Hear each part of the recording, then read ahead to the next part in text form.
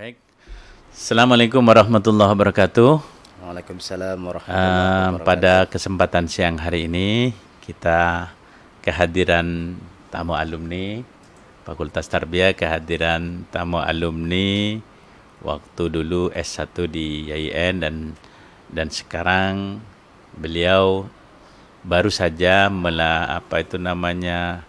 tamat dari S3 dari UIN Malang. Sehingga kehadiran beliau ke sini kita anggap mungkin sebagai tamu maupun sebagai kolega dan alumni yang mungkin nanti bisa memberikan penjelasan-penjelasan terkait dengan kiprah alumni di masyarakat. Beliau adalah Bapak Dr. Muhammad Subhan MA. Selamat siang Pak Subhan. Selamat siang Pak Dr. Atikullah, Alhamdulillah. Dekan Fakultas Tarbiyah. Ya, gimana kabarnya Pak Subhan? Baik, alhamdulillah Pak Ini. Atik. Oke, ini Pak Subhan. Ini ruangan ini adalah ruang Patartok namanya, yang pada masa pandemi oleh Pak Wadek 2 itu kita siapkan untuk kegiatan-kegiatan media sosial dan pembelajaran, perkuliahan, serta kegiatan-kegiatan daring lainnya seperti seminar. Oleh karena itu mudah-mudahan nantinya bermanfaat. Amin, amin. Ya.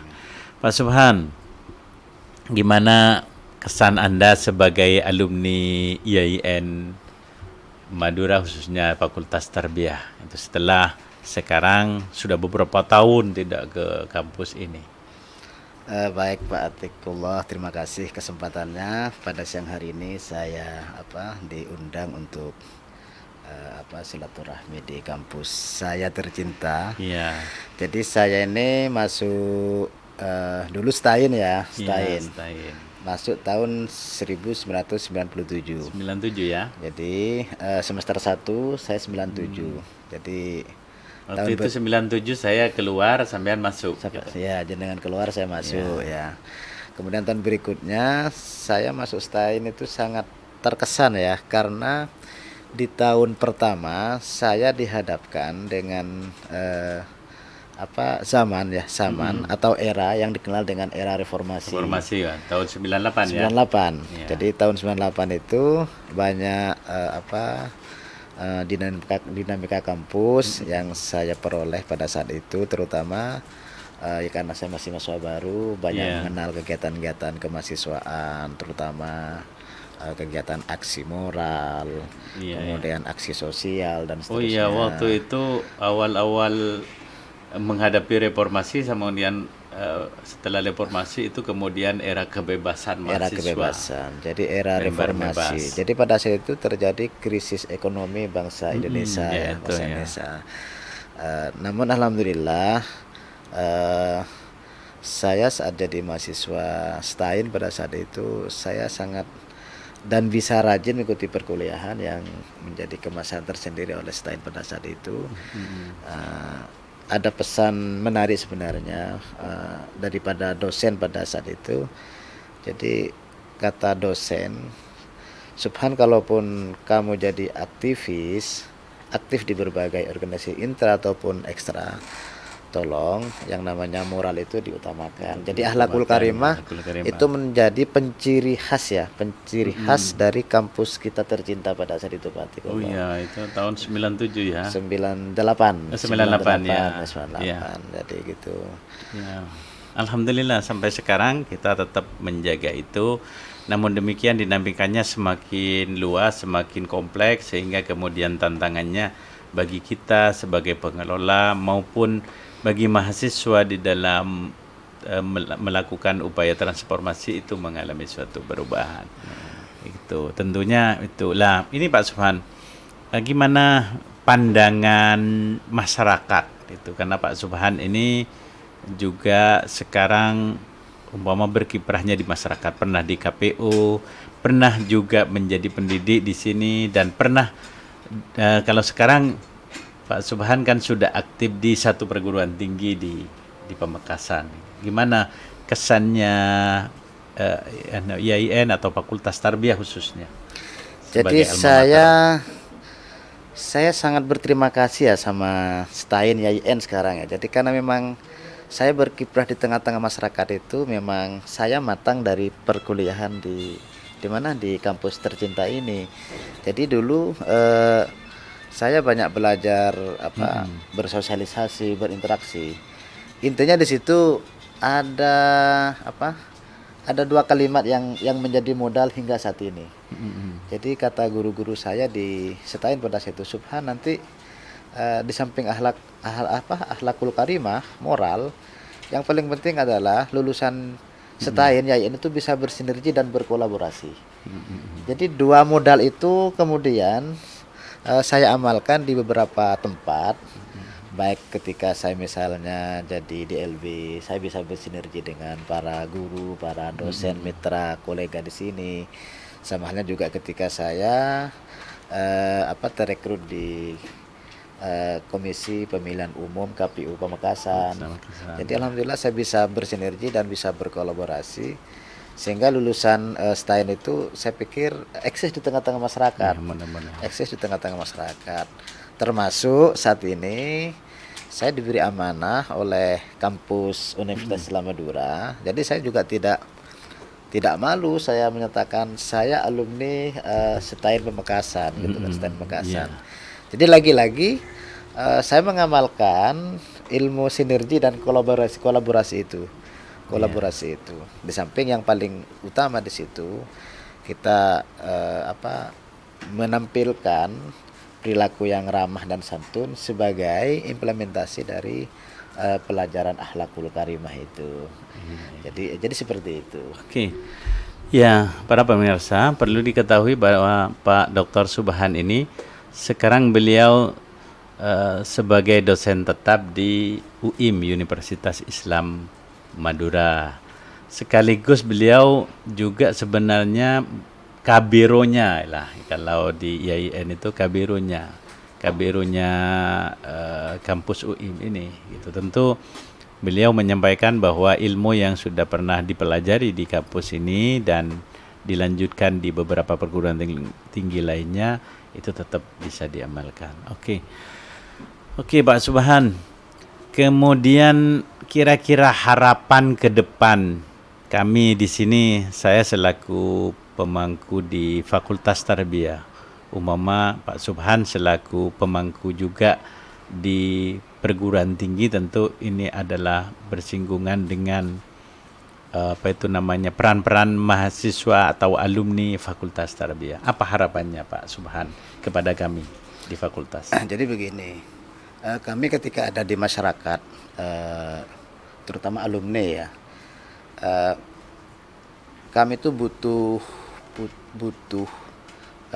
SDM dari perguruan tinggi yang memang memiliki kompetensi yang itu menjadi tuntutan masyarakat. Jadi kompetensi keilmuan dosen itu dalam hal ini kepakaran ya. Kepakaran itu menjadi tuntutan di tengah-tengah masyarakat kita Indonesia dan Pamekasan secara umum. Salah satu contoh misalnya persoalan di tengah-tengah masyarakat itu ada persoalan pembagian waris misalnya. Jadi kita kadang-kadang sulit mendatangkan seorang pakar dari akademisi. Anggaplah misalnya saya belum tahu jumlah kepakaran di YIN ini nanti. Jadi kalau misalnya memang ada, nanti saya sebagai alumni itu akan sosialisasi kepada masyarakat. Jadi ada masalah misalnya tentang waris ya, harta warisan. Sekarang itu yang konvensional masih menghitungnya secara manual gitu ya. Nah kalau YIN hadir dengan salah satu SDM-nya misalnya punya pakar, ada aplikasi, melahirkan aplikasi hitung harta warisan dalam waktu sekejap gitu kan. Ini ada problem harta warisan, lalu ada salah satu pakar dari YIN langsung membawa aplikasinya, selesai dalam hitungan tidak terlalu lama, misalnya ya berapa, 30 menit atau 1 jam. Itu sangat dibutuhkan di tengah-tengah masyarakat. Nah, jadi harus ada inovasi. Ada inovasi ya. Itu di bidang hukum lah sesungguhnya. Kalau waris itu, kalau di sini mungkin masuk di Fakultas Hukum. Nanti saya akan sampaikan kepada Pak Rektor dan kepada dekan di syariah untuk kemudian itu yang menjadi bagian dari IRL. Kalau pendidikan Pak Subhan? Kalau pendidikan, karena saya juga bagian dari penyelenggara lembaga pendidikan dasar di Pamekasan ya. Jadi saya punya lembaga yang tergabung dalam sebuah yayasan ya. Jadi ada lembaga pendidikan APFA di Pamekasan itu, alhamdulillah cukup diperhitungkan. Sementara kami memang dari SDM tenaga pendidiknya, kami juga mengakomodir dari kampus kita sendiri, dari YIN. Rata-rata adalah alumni YIN. Ya, Jadi di situ ada mungkin PGMI ya, PGMI dan atau PGSD, dan juga ada yang tarbiyah, PAI. PAI. Jadi ada problematika sebenarnya Pak Atik yang ini yang perlu kita pikirkan. Jadi output mahasiswa kita, terutama di bidang pendidikan. Kalau boleh saya mengkategorikan, jadi lulusan kita itu kadang-kadang ada yang memang jadi guru terpaksa, satu, yang kedua dipaksa, dan yang ketiga adalah panggilan jiwa. Nah, kriteria 1, 2 itu kurang bagus dalam prakteknya gitu ya. Jadi kalau yang terpaksa itu dia dalam proses pembelajaran di kelas, jadi seperti hanya sekedar hadir gitu ya, mengisi jurnal, ngabsen, kemudian pengen cepat pulang gitu kan. Beda dengan yang dipaksa, karena mungkin ada hubungan emosional, dia dipaksa jadi pendidik. Dan sebenarnya yang diharapkan, karena kami ini penyelenggara lembaga pendidikan, jadi nanti bagaimana lulusan Fakultas Tarbiyah, terutama yang berkaitan dengan kependidikan nanti dan pendidikan itu. Jadi yang ketiga yang diharapkan panggilan jiwa. Panggilan jiwa ya. Jadi guru panggilan jiwa itu kehadirannya itu sangat menyenangkan. Oke. Terima kasih. Jadi terkait dengan itu memang kami sedang berupaya untuk penyeimbangan mahasiswa-mahasiswa antar prodi. Jadi memang sekarang ini kita sedang, ya karena begini, kebutuhan masyarakat untuk ke perguruan tinggi kampus YIN khususnya Fakultas Tarbiyah ini cukup banyak, sehingga kita akomodir. Sementara program studi kita masih terbatas, sehingga kemudian mereka menumpuk di beberapa prodi. Dan ini mungkin salah satunya. Jadi syukur sesungguhnya ada beberapa perguruan tinggi di sebelah kita ini untuk senantiasa sesungguhnya bisa berkolaborasi, bisa bekerja sama di dalam rangka membangun ini ghirah pendidik dan kependidikan itu. Kebetulan gini Pak Subhan, sejak kami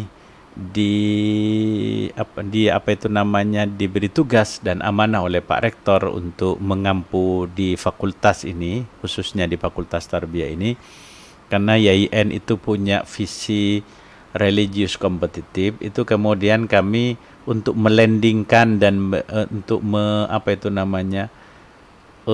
kemudian bisa merealisasikan atau mewujudkan nilai-nilai religius, khususnya juga adalah kompetitif ini, kita sedang punya metode, yaitu kearifan profetik. Kearifan profetik ini kita kembali kepada Rasulullah. Karena yang dimaksud dengan pendidik itu sesungguhnya bukan hanya di lembaga pendidikan formal.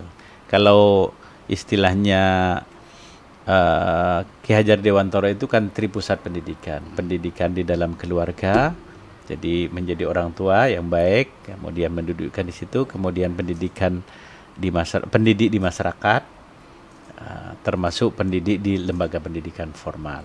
Yang dimaksud Pak Subhan tadi kan di lembaga pendidikan normal itu harapannya adalah mereka harus mempunyai kesadaran tentang pendidik. Betul, Ya, jadi memang perlu disadari bahwa memang kompetensi lulusan kita di lembaga pendidikan di Fakultas Tarbiyah ini tidak semuanya harus menjadi seorang pendidik di lembaga pendidikan formal. Bahkan ada yang memang 2 program studi ini adalah BKPI dan manajemen ini adalah menjadi sebagai tenaga kependidikan.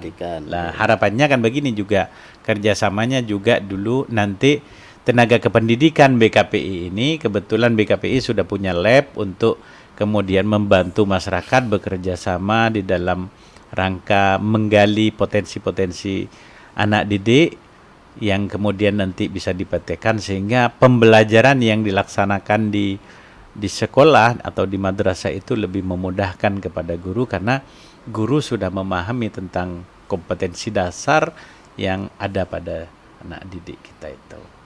Nah, harapannya begitu Pak Subhan. Mudah-mudahan apa yang diharapkan oleh Pak Subhan itu sebagai alumni itu bisa kami wujudkan, dan mohon dukungannya. Insyaallah. Oke. Ini mungkin sementara yang dapat kita sampaikan. Pada kesempatan kali ini kita sedang melaksanakan ibadah puasa yang ke-15 ya. Ke-15 ya, sudah setengah perjalanan. Bagi kita kan sesungguhnya bulan puasa ini adalah Syahrut Tarbiyah. Bagaimana kita mendidikkan hati kita, mendidikkan perilaku kita menjadi orang-orang baik sebagai seorang dosen atau pendidik, maupun sebagai siapa saja, itu juga mendidikkan semuanya sebagai umat Islam, mendidikkan kepribadiannya itu menjadi orang-orang yang lebih baik.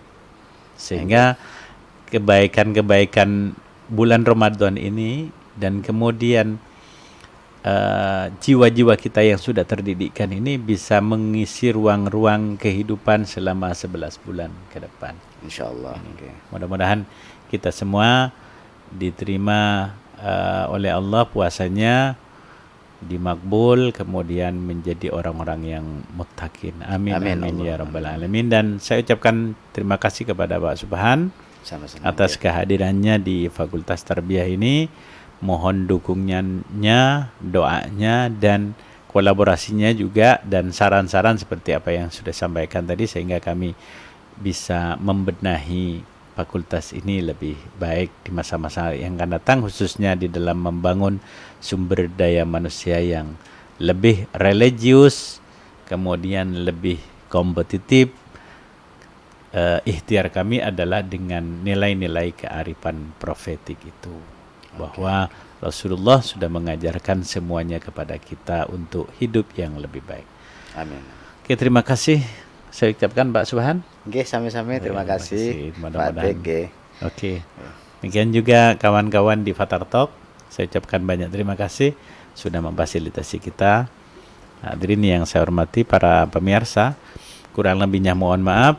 Walafu minkum wallahul muwaffiq ila aqwamit thariq. Wassalamualaikum warahmatullahi wabarakatuh. Waalaikumsalam warahmatullahi wabarakatuh.